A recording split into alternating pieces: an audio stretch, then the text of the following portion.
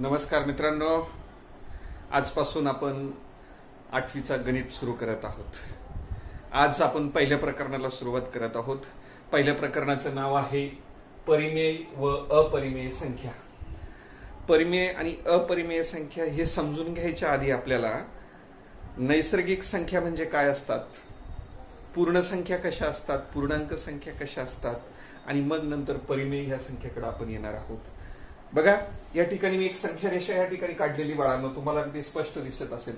संख्या रेषा, संख्या रेषेच्या मध्यवर्ती शून्य आहे। शून्याच्या उजव्या हाताला सर्व धनसंख्या आपल्याला या ठिकाणी दिसत आहेत आणि त्याचबरोबर डाव्या बाजूला सर्वच्या सर्व ऋण संख्या आपल्याला या ठिकाणी दिसत आहेत। या संख्या रेषेवरनं मी तुम्हाला आता संख्या समूह समजून सांगण्याचा प्रयत्न करतोय। सर्वात पहिला संख्या समूह म्हणजे नैसर्गिक संख्यांचा समूह।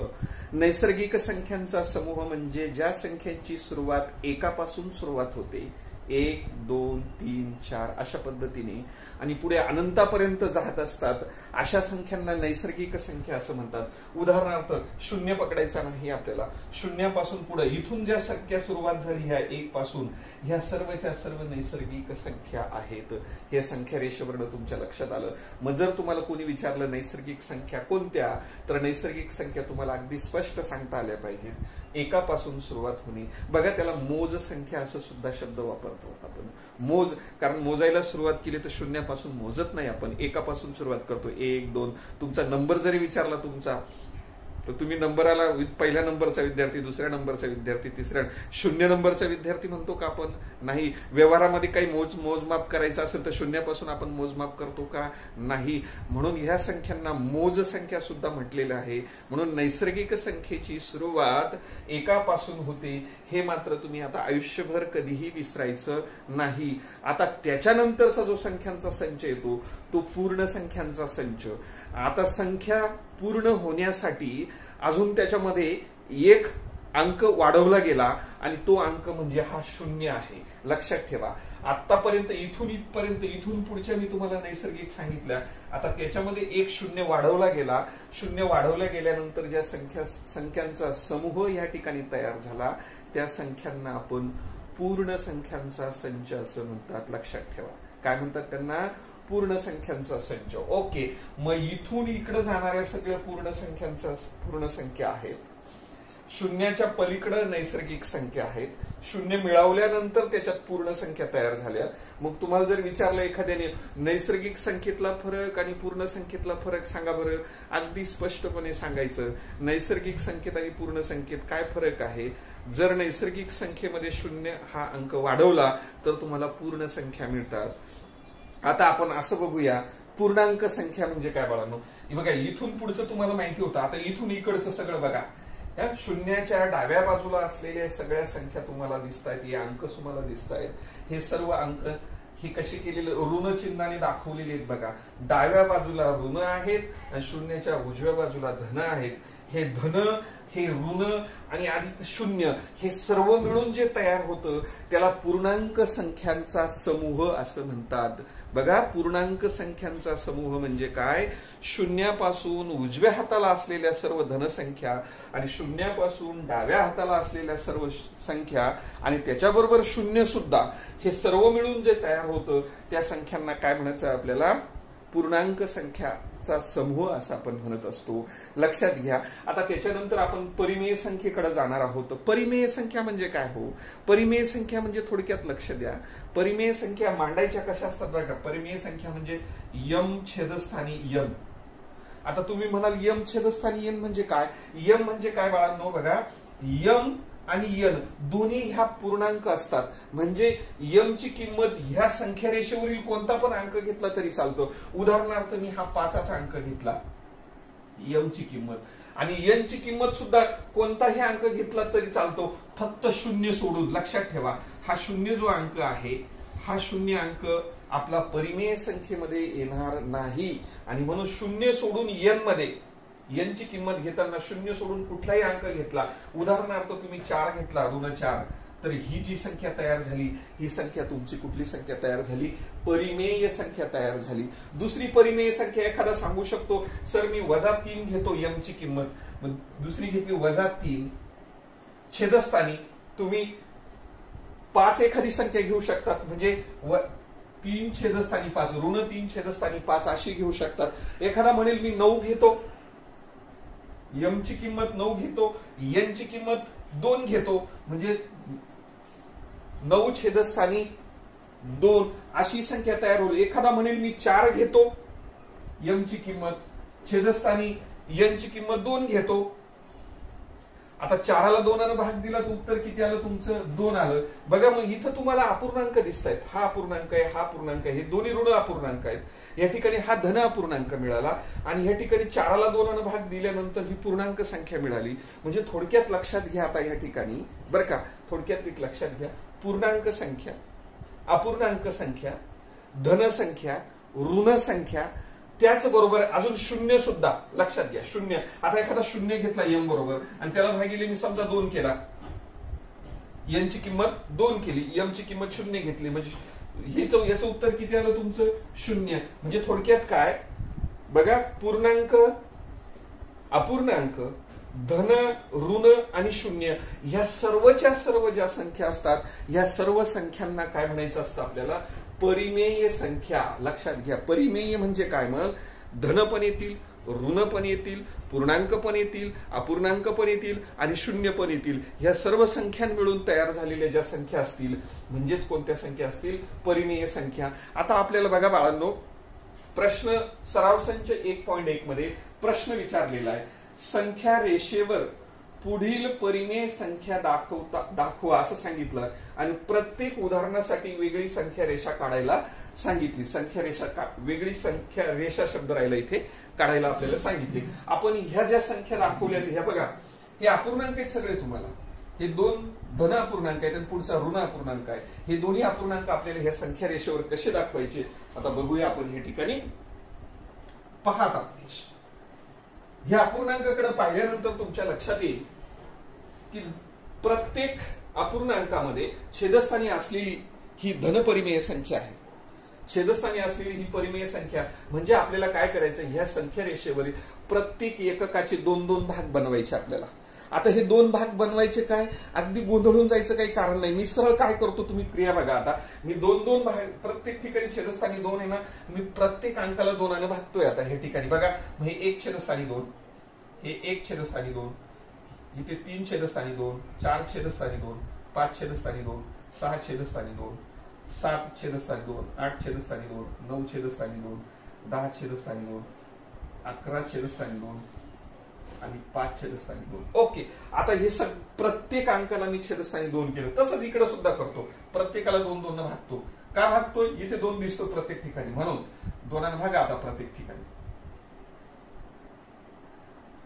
तुमच्या लक्षात येईल. ओके, आता हे केल्यानंतर एक लक्षात घ्या, एकाला 2 भाग जात नाही, 2ला 2 भाग जातो. बघा, 2 भागिले 2 जर केला तुम्ही तर भागाकार की तो 2 1 आहे की नाही, म्हणजे 2ला 2 भाग दिला तर इथं उत्तर काय येणार आहे तुमचं? 1. लक्षात घ्या, इथे किती यायला पाहिजे? 1. म्हणजे पुसून टाकलं मी, 1 घेतला. त्याच्यानंतर 3 छेदस्थानी 2 पण 4ला 2 भाग जातो. 4 छेदस्थानी 2 जर केले तर भाग गेला तर उत्तर किती आले तुमचे? 2. मग मी हे 4 भागिले 2 म्हणजे ह्या ठिकाणी मी आता 2चा अंक लिहितो, पुसतो त्याला. लक्षात घ्या, जिथे जिथे 2 भाग जाईल त्या त्या संख्या आपण पूर्णांकात लिहूया. बघा, 6 छेदस्थानी 2 म्हणजे 2×2=6 म्हणजे या ठिकाणी 3 यायला पाहिजे, राईट. त्याच्यानंतर बघा, 8 छेदस्थानी 2, 8ला जर 2 भाग दिला त्याचं उत्तर 4 येतं, म्हणजे ह्या ठिकाणी मिळणारा अंक जो असेल तो तुमचा 4चा अंक असेल, राईट. चला पुढे, 10 छेदस्थानी 2 म्हणजे या ठिकाणी तुमचा 5 आहे. त्याचबरोबर ह्या ठिकाणी तुमचा काय येईल? 6 येईल. चला आपण असं करत करत करत आता इकडे येऊया. ह्या बाजूला या, या बाजूला येताना बघा, 2 भागिले 2 म्हणजेच किती झाला? 1. म्हणजे ऋण 1, ऋण 1 झाला या ठिकाणी. हे बघा, या ठिकाणी ऋण 2 होतील, 4ला 2 भाग दिला म्हणजे या ठिकाणी ऋण 2 झाले. या ठिकाणी बघा, 6ला 2 भाग दिला तर 3 यायला पाहिजे, म्हणजे आपण या ठिकाणी काय लिहू शकतो? ऋण 3. आणि या ठिकाणी काय लिहू शकतो? बघा, ऋण 4. अशा पद्धतीने आपण ह्या ठिकाणी हे दाखवल्या. चला आता आपल्याला काय करायचे? हे बिंदू स्थापन करायचे. हे बिंदू आपल्याला संख्या रेषेवर दाखवायचे. बाळांनो, एक चौकट काढून घेतो, तुमचा गोंधळ होऊ नये म्हणून. चौकटीचा काही संबंध नाही ह्या ठिकाणी. आता ह्या सर्व परिमेय संख्या आहेत. ह्या परिमेय संख्या आपल्याला संख्या रेषेवर आपल्याला दाखवायच्या आहेत. ओके, हा बघा आता मग या ठिकाणी मला सांगा वजा 3 छेदस्थानी अधिक 3 छेदस्थानी 2 कुठे आहे? अधिक 3 छेदस्थानी 2 इथे. आणि म्हणून मी या ठिकाणी छोटासा गोल सर्कल करतो आणि त्या बिंदूला आपण आपल्या मनाने नाव देऊ शकतो ए, है की नाही. नंतर पुढचा 5 छेदस्थानी 2 हा बिंदू शोधूया. तो बघा इथे 5 छेदस्थानी 2, मग याला असं थोडं सर्कल करतो, त्याला बी नाव देऊ शकतो. ओके, नंतर पुढचा आहे वजा 3 छेदस्थानी 2. वजा 3 छेदस्थानी 2 बघा इकडे डाव्या बाजूला, शून्याच्या डाव्या बाजूला म्हणजे या ठिकाणी आहे तो. आणि मग या ठिकाणी त्याला काय म्हणू? वजा सी छेदस्थान. त्या बिंदूला नाव सी देऊ शकतो आपण. अशा पद्धतीने ह्या ज्या परिमेय संख्या आहेत आपण ह्या संख्या रेषेवरती दाखवू शकतो. अतिशय सोपा असा भाग आहे. तुमच्या वहीवरती तुम्ही अगदी संख्या रेषा व्यवस्थित काढा आणि संख्या रेषेवरती असे दाखवलेले बिंदू व्यवस्थित घ्या. आणि पुढचं लगेच उदाहरण दुसरं घेऊया आपण या ठिकाणी. चला मित्रांनो, त्याच प्रश्नातलं दुसरं उदाहरण आपण या ठिकाणी बघतोय. बघा 7 छेदस्थानी 5 वजा 2 छेदस्थानी 5 वजा 4 छेदस्थानी 5 अशा ह्या परिमेय संख्या दिलेल्या आहेत. ह्या परिमेय संख्या आपल्याला ह्या संख्या रेषेवर दाखवायच्या. बघा मगासारखंच आपण या ठिकाणी विचार करणार, प्रत्येकाच्या छेदस्थानी 5 आहे. याचा अर्थ प्रत्येकामध्ये समजा एक एककामध्ये 5 आपल्याला समान भाग करायचे. एक एककाचे 5 समान भाग करायचे. तर संख्या रेषेवर ते 5 समान भाग कसे करायचे आपण बघूया. म्हणजे प्रत्येकाला 5 ने भागून टाकू आपण. हे बघा 5 छेदस्थानी 5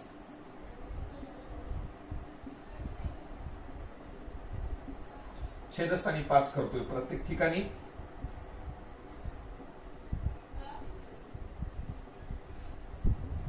ओके, अशा पद्धतीने 5 भाग केले.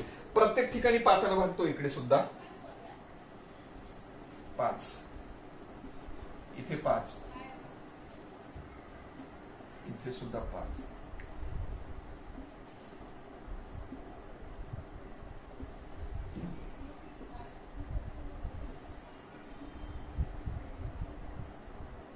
ओके, 5 ने भाग दिल्यानंतर तर तुमच्या लक्षात येईल असे काही संख्येत. आता एकाला 5 ने भाग जात नाही, 2ला 5 ने नाही, 3ला 5 ने नाही, 4ला 5 ने, पण 5 भाग गेले. 5 छेदस्थानी 5, 5 एक 5, 5ला पूर्ण भाग गेल्यानंतर इथपर्यंतचं जे अंतर झालं हे अंतर तुमचं आता 1 झालंय. हे अंतर 1 एकक आहे. ह्या 1 एकक अंतरात एका भागाची लांबी 5 भाग बनवले. त्याच्यातले ह्या छोट्याशा भागाची लांबी किती आहे? 1 छेदस्थानी 5. त्याच्यानंतर पुढचा 1 छेदस्थानी 5. प्रत्येक छोट्या छोट्या भागाची लांबी आपण प्रत्येकी किती काढली? 1 छेदस्थानी 5. याचं कारण असं की इथून इथपर्यंत तुमचे 1 एकक अंतर आहे आणि त्या एकक अंतरात 5 ने आपण त्याला भागायचा प्रयत्न केला. 5 तुकडे केले समान, असा त्याचा अर्थ झाला. मग एका भागाची लांबी 1 छेदस्थानी 5, 2 भागाची 2, 3 भागाची 3 छेदस्थानी, 4 भागाची 4 आणि 5व्या भागाची पूर्ण 1 असा त्याचा अर्थ झाला. आणि आता बघा जसं इथे 1 आला तसं आपण या ठिकाणी सुद्धा भागूया. 10ला छेदस्थानी 5 आहे. 10 छेदस्थानी 5 म्हणजेच काय भाग दिला? 5 एक 5, 5 2 10 म्हणजे इथे किती यायला पाहिजे तुमचे? 2. राईट. मग पलीकडे काही भाग जात नाही, आपण त्याला त्या अपूर्णांकातच ठेवल्या. चला आता इकडे येऊया, आपण डाव्या बाजूला या. इथे सुद्धा तीच क्रिया आपण करत करत करत ह्या अशा ठिकाणी आलो. 5ला 5 ने भाग दिल्यानंतर ह्या ठिकाणी तुमचा 1 उरतो आणि म्हणजे तो ऋण 1 आहे, ऋण 1 आहे ह्या ठिकाणी. बघा अशा पद्धतीने लिहिला. त्याचबरोबर मी ह्या ठिकाणी 10ला 5 ने भाग दिला, 2 झाले आणि मग ते जे होतील ते तुमचे -2 आपण अशा पद्धतीने लिहिले. ओके, आता तुमच्या लक्षात आलं असेल 1 एकका अंतरामध्ये 5-5 भाग बनवलेले आहेत. एका भागाची लांबी आपली 1 छेदस्थानी 5 आहे, हे मात्र लक्षात ठेवा. ओके, मग आता आपण काय करणार आहे? आता ह्या ज्या 2 संख्या आहेत, ह्या 2 संख्या आपल्याला संख्या रेषेवर दाखवायच्या. चला आता मला पहिल्यांदा 7 छेदस्थानी 5 कुठं आहे तुमची? 7 छेदस्थानी 5. राईट. या ठिकाणी 7 छेदस्थानी 5 याला असं सर्कल मारलं आणि त्याला मी ए नाव दिलं. राईट. चला दुसरा बिंदू वजा 2 छेदस्थानी 5. वजा 2 छेदस्थानी 5 म्हणजे ह्या ठिकाणी हा बिंदू आहे आणि त्याला मी बी नाव दिलं. त्याच्यानंतर तुमचं वजा 4 छेदस्थानी 5 तो ह्या ठिकाणी आहे आणि त्याला असं गोल सर्कल केलं आणि वजा त्याला काय नाव दिलं? मी सी नाव दिलं. अशा पद्धतीने संख्या रेषेवरील कसे पण अपूर्णांकातले बिंदू येऊ द्या, आपण सर्वच्या सर्व बिंदू अशा पद्धतीने दाखवू शकतो. अतिशय सोपा असा भाग आहे. बघ व्यवस्थित पहा आणि आपल्या वहीवरती काढण्याचा प्रयत्न करा मित्रांनो.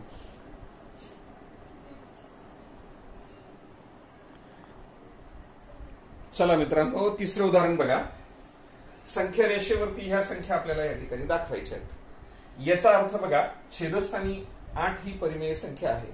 छेदस्थानी 8 ही परिमेय संख्या असेल तर एका एककाचे किती भाग करावे लागतील तुम्हाला? 8 समान भाग करावे लागतील.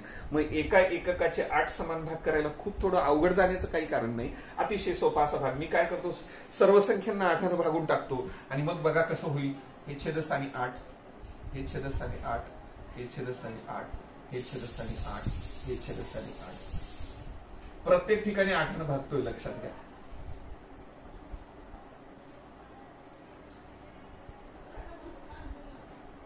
चला, जसं उजव्या बाजूला क्रिया केली तीच डाव्या बाजूला क्रिया करूया.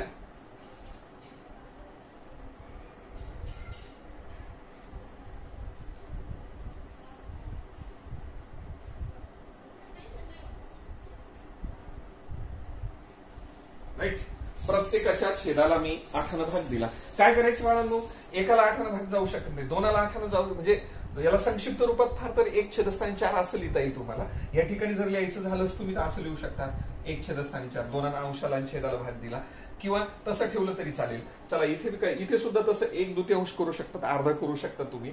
5 छेदस्थानी 8, 6 छेद. इथे सुद्धा दोनांना अंशाला आणि छेदाला भाग जाऊ शकतो.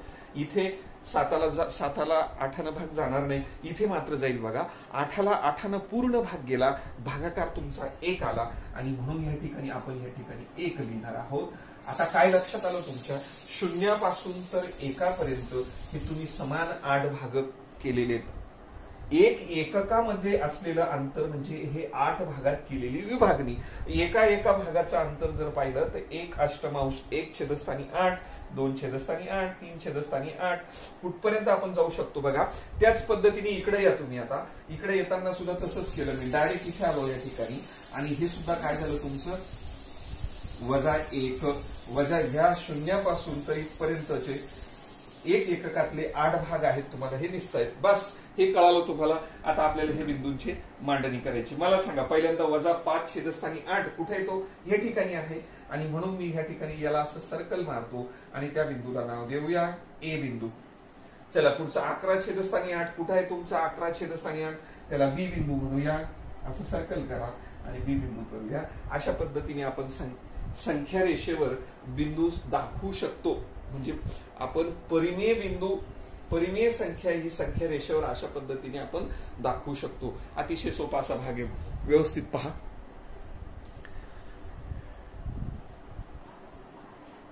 ओके मित्रांनो, बघा, चौथं उदाहरण आहे. पहिली परिमेय संख्या आहे 13 छेदस्थानी 10 आणि दुसरी -17 छेदस्थानी 10. काय झालं या ठिकाणी माहितीये का, एका एककामध्ये 10 भाग करायचे, म्हणजे खूप बारीक बारीक भाग येणार आहेत. आणि म्हणून मी काय केलं माहिती काय, एका संख्या रेषेवरती मला या फळ्यावरती जमणार नाही, आणि म्हणून मी काय केलं, 2 संख्या रेषा घेतल्यात. त्याच्यातली पहिली संख्या रेषा पहिली संख्या ही पहिल्या संख्या रेषेवर दाखवू आणि दुसरी आपण या ठिकाणी खाली दाखवू. तुम्ही मात्र तुमच्या वहीवरती एकच संख्या रेषा काढू शकतात. कारण का, लक्षात घ्या, छेदस्थानी असलेला अंक हा 10 आहे. म्हणजे एका एककामधलं अंतर आपल्याला 10 भागात विभाजन करायचं आहे त्याचं. आणि म्हणून बघा, मग मी आता काय करणार, प्रत्येकाला 10ने भागणार आहे बघा. हे काढायचं म्हणून इथे भागिले 10 केलेत. इकडं पण 10ने भागायचं, इथे सुद्धा 10ने भागा. चला, प्रत्येकाला 10ने भागतोय. पहा प्रत्येकाने क्रिया कशी करतोय मी. अतिशय सोपा असा भाग आहे. प्रत्येकाच्या लक्षात आल्याशिवाय राहणार नाही. प्रत्येक संख्येला 10ने भागत चाललो.